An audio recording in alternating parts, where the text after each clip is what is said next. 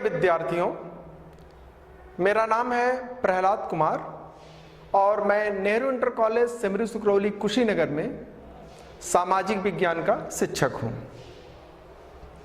बच्चों, कक्षा 9 में सामाजिक विज्ञान की 4 पुस्तकें हैं।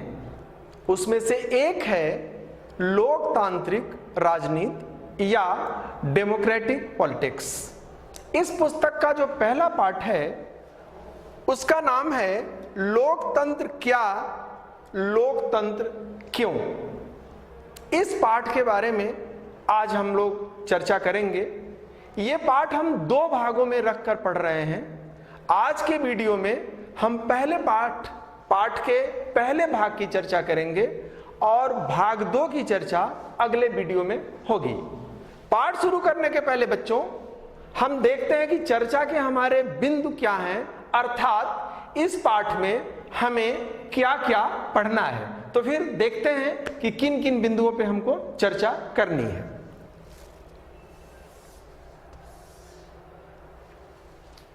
प्यारे बच्चों, भाग 1 में जो चर्चा के बिंदु हैं, पहला बिंदु है लोकतंत्र क्या है। दूसरा बिंदु है लोकतंत्र के पहचान के तरीके। तीसरा बिंदु है लोकतंत्र की परिभाषा। चौथा बिंदु है लोकतंत्र की विशेषताएं और 5वां बिंदु है परिभाषाओं का सारांश। पहले भाग में हम इसकी चर्चा करेंगे।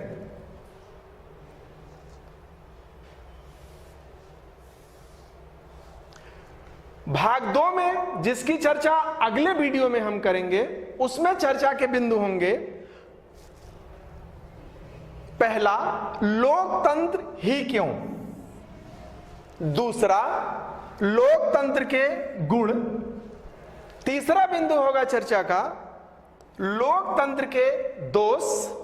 चौथा बिंदु होगा लोकतंत्र का बृहद अर्थ। और पाठ के अंत में हम अभ्यास का प्रश्न आपके सामने देंगे कि पूरे पाठ से हम लोग क्या सीखे, क्या समझे, कितना आत्मसात कर पाए। इसको चेक करने के लिए हम अभ्यास का प्रश्न आपके समक्ष रखेंगे।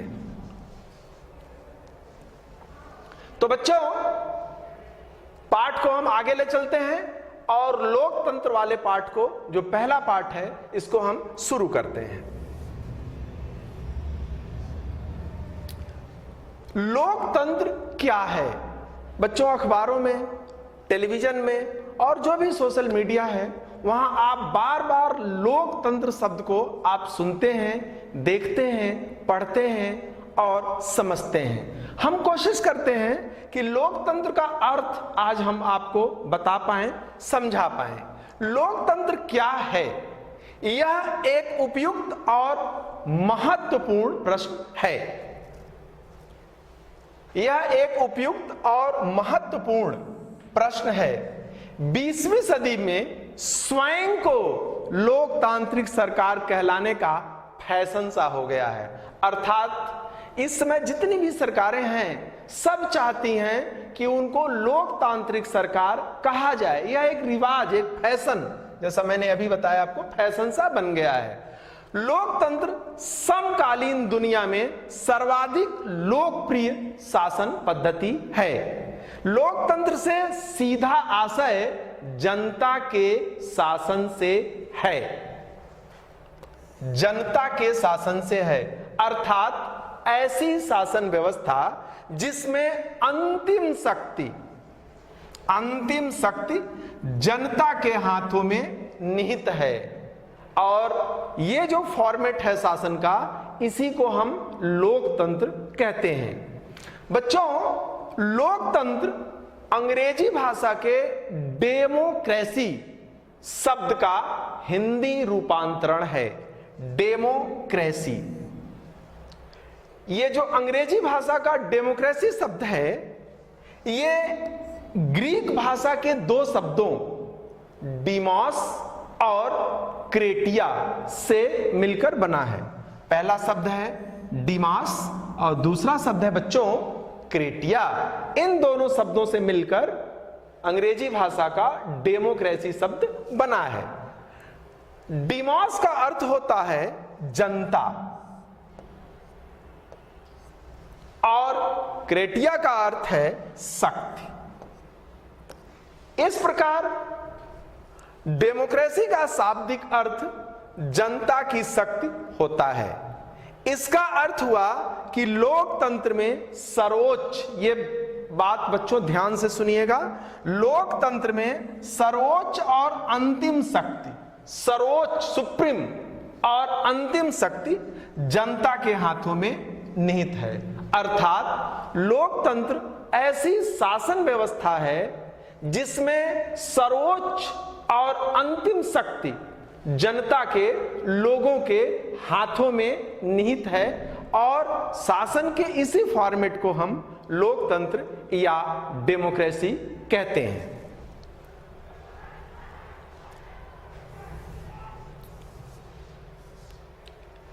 बच्चों, जैसा मैंने अभी बताया कि 20वीं सदी में ये फैशन सा हो गया है, ये चलन सा हो गया है, ये रिवाज सा हो गया है कि सभी सरकारें चाहती हैं कि हमारे ऊपर लोकतंत्र का ठप्पा लग जाए। लेकिन सच्चा लोकतंत्र कौन है, इसके क्या पैरामीटर्स हैं, हम कैसे पहचानेंगे कि यह शासन व्यवस्था या अमुक सरकार लोकतांत्रिक ही है, अर्थात इसकी कसौटी क्या है, कैसे हम इसको रिकॉग्नाइज कर सकते हैं, कैसे पहचान सकते हैं। इसके कुछ तरीके बताए गए हैं। इन तरीकों पे अगर जो सरकार चल रही है तो उसे हम लोकतांत्रिक सरकार मान सकते हैं। दुनिया के कतिपय देशों की शासन व्यवस्थाओं को देखने के बाद हम इस तथ्य पर पहुंचते हैं कि शासन व्यवस्थाओं का दो स्वरूप अर्थात नेचर होता है। पहला है लोकतांत्रिक सरकारें और दूसरा है अलोकतांत्रिक सरकारें या गैर लोकतांत्रिक सरकारें। हालांकि सभी सरकारें अपने को लोकतांत्रिक कहलाना पसंद करती हैं, किंतु लोकतांत्रिक सरकार होने की न्यूनतम शर्तों के बाद ही हम तय कर पाएंगे कि अमुक सरकार वास्तव में लोकतांत्रिक है या नहीं। अब क्या क्या तरीके हैं जिससे हम पहचान कर सकते हैं? तो लोकतंत्र के पहचान के तरीके निम्नलिखित हैं। ये जो तरीके हैं उसमें से पहला तरीका है लोकतंत्र में जनता अपनी मर्जी से सरकार चुनती है। ये पहला पैरामीटर्स है कि लोकतंत्र वह शासन व्यवस्था है जिसमें जनता या लोग या वहां के निवासी अपनी मर्जी से सरकार चुनती है। यह पहला पैरामीटर्स या पहला पहचान करने का तरीका है। दूसरा, लोकतंत्र में सिर्फ जनता द्वारा चुने गए नेता, जनता द्वारा चुने गए नेता ही देश पर शासन करते हैं। यह दूसरा पैरामीटर्स है बच्चों, या दूसरी पहचान है किसी सरकार के ऊपर लोकतंत्र का ठप्पा लगाने का, कि लोकतंत्र में सिर्फ जनता जिनको चुनती है वही देश की बागडोर संभालते हैं। तीसरा जो पैमाना है, तीसरा जो पहचान करने का तरीका है कि लोकतंत्र में अभिव्यक्ति की आजादी होती है, अर्थात जो हमारी भावनाएं हैं, जो हमारे विचार हैं, जो हमारी आइडियोलॉजी है, उसे हम प्रकट कर सकते हैं बिना रोक टोक के। और जो चौथी बात है, जो चौथा पहचान करने का तरीका है, वह है कि लोकतंत्र में सरकार के विरोध की स्वतंत्रता होती है, अर्थात सरकार की कोई पॉलिसी या सरकार की कोई नीति या सरकार का कोई ऐसा कदम जो लगता है कि लोक हित के विरुद्ध है, हम सरकार के ऐसे नीतियों के विरुद्ध अपनी आवाज मुखर कर सकते हैं, अपनी आवाज कह सकते हैं, अपनी आवाज सरकार के कानों तक पहुंचा सकते हैं। इस प्रकार बच्चों हमने देखा कि लोकतंत्र जज करने के लिए कोई सरकार, भले वो कहती है सरकार की हाँ हम लोकतांत्रिक हैं, लेकिन उसको लोकतांत्रिक मानने के कहने के जो 4 पैरामीटर्स या 4 पहचान करने के जो तरीके हमने बताए, इन तरीकों पे या इन कसौटियों पे अगर जो सरकार को हम कसते हैं और यहां सरकार पास होती है तो उस सरकार को हम लोकतांत्रिक सरकार कहेंगे।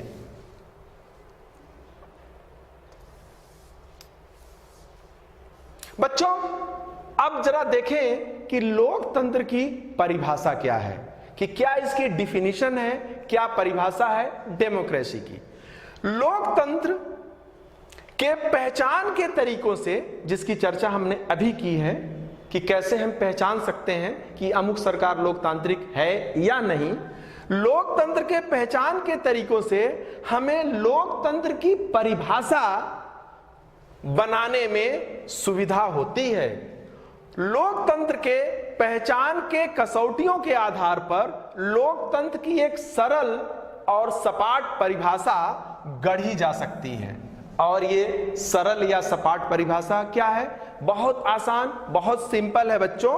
लोकतंत्र शासन की ऐसी पद्धति है, लोकतंत्र शासन की ऐसी पद्धति है जिसमें शासक का चुनाव आम जनता करती है। अर्थात यह ऐसी शासन व्यवस्था है जिसमें जो शासक है अर्थात जो रूलर है उसका चुनाव आम जनता करती है। और ऐसी शासन व्यवस्था को हम लोकतांत्रिक शासन व्यवस्था कहते हैं। यहां हम एक बहुचर्चित परिभाषा का उल्लेख करेंगे। अमेरिका के राष्ट्रपति अब्राहम लिंकन ने लोकतंत्र की एक बहुचर्चित परिभाषा दी है और वे लिखते हैं कि democracy is the government of the people.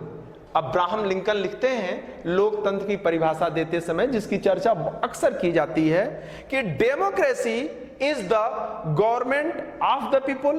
पहली बात ऑफ द पीपुल, दूसरी बात for the people and by the people. यहां 3 बातें अब्राहम लिंकन ने कहा, for the people, of the people और बाय द पीपुल। ये लिंकन साहब ने परिभाषा दी थी। Democracy is the government of the people, for the people and by the people. इस परिभाषा के आलोक में हम लोकतांत्रिक और गैर लोकतांत्रिक सरकारों में अंतर कर सकते हैं। इस परिभाषा के आधार पर किसी सरकार को जज करना हो, समझना हो, तो इन परिभाषाओं के आधार पे हम उसको समझ सकते हैं। लेकिन बच्चों, इस परिभाषा के वास्तविक अर्थ को समझने के लिए हमें लोकतंत्र की विशेषताओं को भी समझना होगा। अर्थात ये जो मैंने परिभाषा जिसकी चर्चा मैंने की, इसको अगर जो हमको इसका जो वास्तविक अर्थ है इसको समझना है तो इसके पहले हमको ये भी समझना है कि आखिर लोकतंत्र की विशेषता क्या है। अगर उन विशेषताओं को हम समझ पा रहे हैं अच्छे से तो फिर हम लोकतंत्र के वास्तविक अर्थ को समझ पाएंगे। तो बच्चों, हम देखते हैं कि लोकतंत्र की विशेषताएं क्या है। प्यारे बच्चों, स्क्रीन पे नजर डालिए आप। लोकतंत्र की विशेषताएं। लोकतंत्र की इस सरल परिभाषा जिसकी चर्चा मैंने अभी की है कि लोकतंत्र की इस सरल परिभाषा में ही कई प्रश्न उठ खड़े होते हैं। मैंने जो परिभाषा एक सीधी सी की कि लोकतंत्र वह शासन व्यवस्था है जिसमें शासक का चुनाव आम जनता करती है। इसमें क्या क्या प्रश्न मन में उठते हैं, मसलन क्या क्या प्रश्न उठ खड़े हो रहे हैं। सरकार या शासक के किस अधिकारियों का चुना जाना आवश्यक है।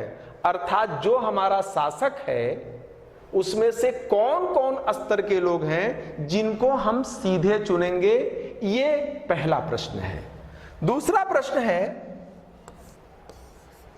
लोकतांत्रिक चुनाव की शर्तें क्या हो सकती हैं। अर्थात डेमोक्रेटिक सिस्टम में जो इलेक्शन है, चुनाव है, जिससे जीत के शासक आता है, वह चुनाव किस प्रकार होना चाहिए, किन शर्तों के अधीन वह चुनाव होना चाहिए, ये इस दूसरा प्रश्न है।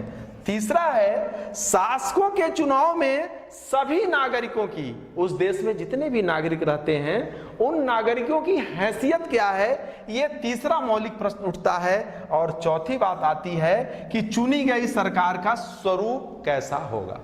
ये 4 मौलिक प्रश्न उठते हैं परिभाषाओं के बाद। आइए इनका उत्तर हम ढूंढते हैं कि क्या हो सकता है इसका उत्तर।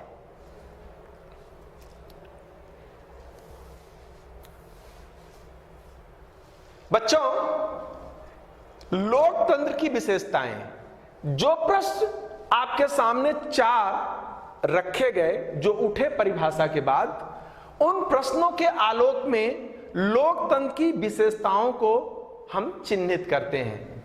आइए इन प्रश्नों के आलोक में लोकतंत्र की विशेषताओं को चिन्हित करते हैं। अब 4 विशेषताएं लोकतंत्र की स्क्रीन पे आपके सामने हैं। पहली विशेषता है लोकतंत्र में चुनी गई सरकार में अंतिम फैसला लेने की शक्ति, अर्थात जो सरकार चुनी गई है उसमें जो ताकत है कि वह अंतिम फैसला वही सरकार करेगी। दूसरा, स्वतंत्र, निष्पक्ष और पारदर्शी चुनाव, ताकि सभी के लिए जीत और हार की समान संभावना हो, अर्थात चुनाव ऐसा हो इतना स्वतंत्र, बच्चों निष्पक्ष और पारदर्शी चुनाव हो कि जितने भी प्रत्याशी मैदान में खड़े हैं उनके जीतने या फिर हारने की संभावना बिल्कुल बराबर हो। ऐसा कुछ ना हो कि लगे कि ये व्यक्ति जीत सकता है, लगे इस व्यक्ति को हराया जा रहा है, ऐसा कुछ ना हो। इतना ट्रांसपेरेंट इलेक्शन ये हो कि जीत और हार की जो संभावना है वह बिल्कुल बराबर हो। जो तीसरी विशेषता है कि लोकतंत्र में हर एक नागरिक का जो मत है उसकी वैल्यू बिल्कुल इक्वल हो, उसका जो मत का मूल्य है बिल्कुल एक समान हो। किसी के साथ ऐसा नहीं कि उसी देश के रहने वाले नागरिक, किसी का वोट का जो वैल्यू है, मूल्य है, किसी का अधिक है, किसी का कम है। अगर जो ऐसा है तो फिर जो डेमोक्रेटिक सिस्टम नहीं हो सकता है, कोई और सिस्टम हो सकता है। अर्थात लोकतंत्र में हर एक नागरिक के मत का समान मूल्य हो। चौथी बात कि चुनी गई सरकार, चुनाव के बाद जो सरकार हम चुनी गई सरकार द्वारा संवैधानिक कानूनों, संवैधानिक मर्यादाओं और नागरिक अधिकारों का सम्मान किया जाए। अर्थात जो चौथी विशेषता है कि चारों विशेषता का जो मैंने अंतिम विशेषता बताई कि चुनी गई सरकार, वोट के द्वारा जो सरकार चुन के आ रही है वह सरकार संवैधानिक कानूनों एवं नागरिकों के जो अधिकार हैं उसका आदर करे, उसका सम्मान करे। ये चारों विशेषताएं बताती हैं कि अगर इन विशेषताओं पर ये बातें खरी हैं तो अमुक सरकार लोकतांत्रिक हो सकती है या है। अब ये जरा हम इसको विस्तार से देखते हैं, इन चीजों को जरा विस्तार से देखते हैं। पहला बात है कि लोकतंत्र में चुनी गई सरकार में अंतिम फैसला। बच्चों हम एक किस्सा आपको सुनाते हैं। अक्टूबर 1999 में पाकिस्तान में जनरल परवेज मुशर्रफ ने चुनी हुई सरकार का तख्ता पलट दिया और खुद को देश का राष्ट्रपति घोषित कर दिया। 2002 में उन्होंने अपना कार्यकाल 5 साल के लिए बढ़वा लिया और इसी साल उन्होंने संविधान में कई संशोधन कर डाले और राष्ट्रपति के अधिकारों को बढ़ा लिया। हालांकि दिखाने के लिए राष्ट्रीय और प्रांतीय असेंबली के चुनाव कराए गए, लेकिन अंतिम ताकत, फैसला लेने की जो अंतिम शक्ति थी वह सेना में और जनरल परवेज मुशर्रफ के हाथों में थी, जो आम जनता के द्वारा चुने गए नहीं थे। इसलिए इस सरकार को हम लोकतांत्रिक सरकार नहीं कह सकते हैं। दूसरी जो बात है स्वतंत्र, निष्पक्ष और पारदर्शी चुनाव, इस पर एक और उदाहरण हम आपके सामने रखते हैं। 1930 में मेक्सिको आजाद हुआ। मेक्सिको 1930 में आजाद हुआ और वहां एक पार्टी अस्तित्व में आई और उस पार्टी का नाम था PRI। 1930 से लेके 2000 तक हर चुनाव में PRI को ही बहुमत मिलता रहा। यह जादू हो गया कि 1930 में मेक्सिको आजाद हुआ, PRI यह राजनीतिक दल सत्ता में आया और हर चुनाव में इसी को बहुमत मिलता रहा। तो जब लगातार इतने दिन तक 2000 तक बहुमत मिलता रहा तो क्या यह चुनाव स्वतंत्र, निष्पक्ष और पारदर्शी था? अगर जो हकीकत देखेंगे तो मेक्सिको में जो सरकारी मुलाजिम थे, अर्थात जो सरकारी दफ्तरों में काम करते थे, वे PRI की जो बैठकें होती थी, राजनीतिक दल की जो बैठकें होती थी, सत्ताधारी राजनीतिक दल की, उन बैठकों में उनकी उपस्थिति अनिवार्य कर दी जाती थी। इतना ही नहीं, बच्चों स्कूल में, कॉलेज में जो शिक्षक थे, टीचर्स थे, वह बच्चों को प्रमोट करते थे, बच्चों को प्रभावित करते थे, बच्चों को कहते थे, उनके पेरेंट्स से कहते थे कि इस पार्टी को ही वोट देना है।